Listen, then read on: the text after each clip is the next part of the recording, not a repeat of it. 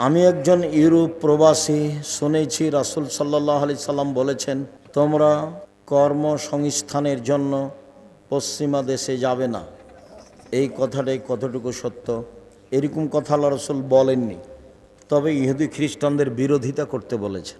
তাদের ওখানে গেলে কি হয় সেটা তো আমি তোমাদের কয়েকবার বলেছি।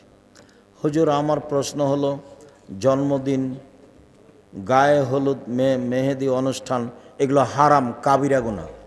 জন্মদিন শিরক, কাবিরা গুনাহ। জন্মদিন, মৃত্যু দিবস, 16 ডিসেম্বর, 26শে মার্চ, 21শে ফেব্রুয়ারি, যত দিবস আছে জীবনে সব হারাম, সব কাবিরা গুনাহ, সব শিরক। আমার শয়তান আমাকে শয়তান খালি খারাপ চিন্তা ঢোকায়। তুমি নাউজুবিল্লাহ বলো, আর রাতে উঠে 2 রাকাত সালাত আদায় করে কান্নাকাটি করবা। আমি সালাতে দাঁড়ানোর পর সূরা ফাতিহা বারবার পড়ে ফেলি, খালি মনে হয় যে পড়ি নাই। শয়তানের প্রতিক্রিয়া, ডান দিকে বাম দিকে নাউজুবিল্লাহ বলবে, থুথু ফেলবেন 3 বার।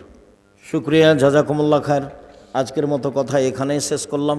সময়ের গতিতে আবার কথা হবে ইনশাআল্লাহ।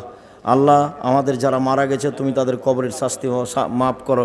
আমরা যারা অসুস্থ তুমি তার আরোগ্য দান করো।